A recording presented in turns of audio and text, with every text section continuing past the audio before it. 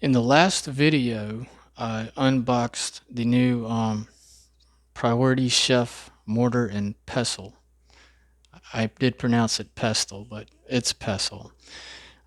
Before I go any further with this, I wanted to take a minute and show you what I've been using instead of this, because I didn't have a mortar and pestle, and show you what I've been doing with it, as well as do a follow-up video on our vermiculture operation.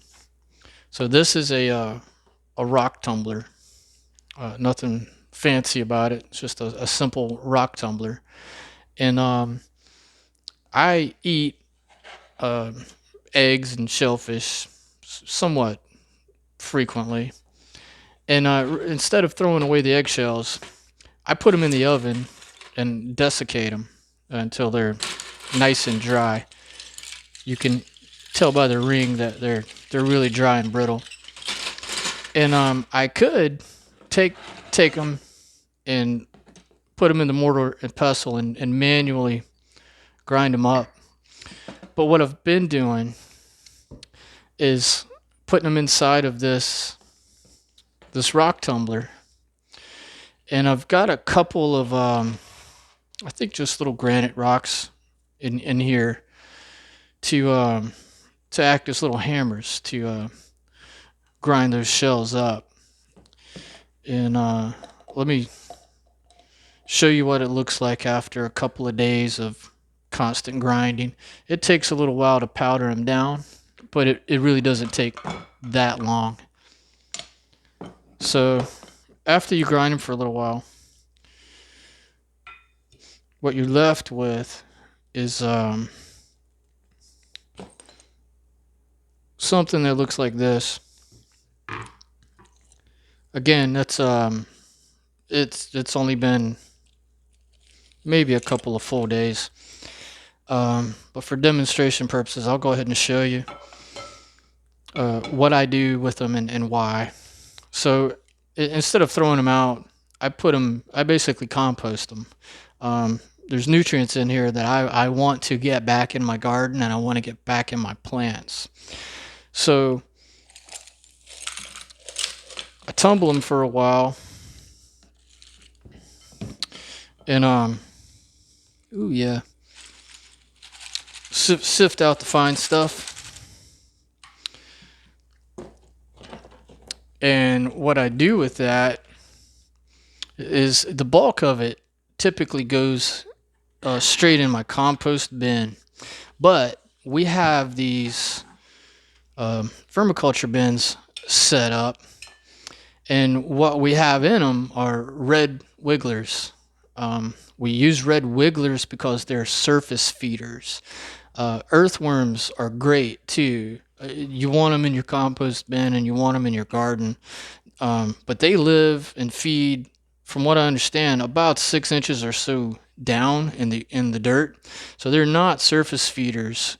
Therefore, they're not really the greatest for composting, but they're great for aerating the soil. So if you can get earthworms in your garden beds as well, there's a big advantage to that. But we use red wigglers because they're surface feeders. They feed on the surface, and so we're able to distribute matter like this on the surface, and the worms come to the top and eat it. They actually they seem to love crushed and ground shells, and there's some advantages to it for them. It benefits them in a couple of different ways.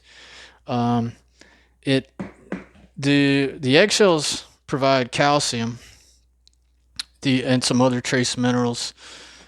The mussel shells provide I think it's called chitin, and that for the worms, it balances the pH. It offsets the acidity that can tend to build up in a bin like this. And if your worm bin gets too acidic, it can harm the worms. It can kill them, or it can at least cause them to stop reproducing. So what I do is I take the nicely ground bits, which you can see right here, and I just surface cast them a little bit, if you can see that. Not too heavy, just a little bit across the top like that. And not only does it provide nutrients and it keeps the acidity from building up in the soil, but the worms use the grit to aid in their digestion. Um, as well, you've got calcium in the eggshells and some other trace minerals. You've got the chitin in the clamshells. That breaks down and provides nitrogen in the soil for the plants. I'm going to tell you why we are growing earthworms, why we use worms not only to compost, we add red wigglers and earthworms when we can to our garden beds. Most of our garden beds are raised, and we do that for a simple reason that I perhaps a lot of people don't understand or overlook. Someone will always ask why we want to mess with these worms. So I'll tell you, plants cannot absorb nutrients through their root system from the soil without it being broken down by the enzymes that exist inside the worm's digestive tract. The enzymes actually take all these bits, all these minerals, any minerals that naturally exist in the soil or exist in the compost that we add to the soil. They break it down into such a fine form that the plant, the membrane on the plant roots are able to absorb that through the membranes. And if those enzymes aren't present, then the minerals won't be broken down. Basically, enzymes are like little bugs, and think of it as that. And they have to eat, and when they eat, they have to poop, basically. So they poop out these little minute particles of minerals that are so small that the plant, the root membranes are able to absorb that and then distribute it to the rest of the plant. If those enzymes are not in the soil, the plants can't absorb nutrients and they won't grow. You might have seen this if you've ever tried organic gardening and noticed that it takes sometimes 2 years before the plants really start to do well in a soil that you've built up and added amendments to and all that. And I had a friend that was strictly into organic gardening, and he used to not really complain, but he definitely noted that sometimes it was in his third year before a garden bed would really take off. And that's because initially there are no enzymes. He wasn't using worms. We use worms. We grow these worms. We feed them. They multiply. And we do take the, if you can see here, this black worm castings. It's really, really rich. It doesn't smell at all. You might think it does, but it doesn't. It smells kind of good. And so we feed these worm castings to our plants, by casting it and turning it into the soil.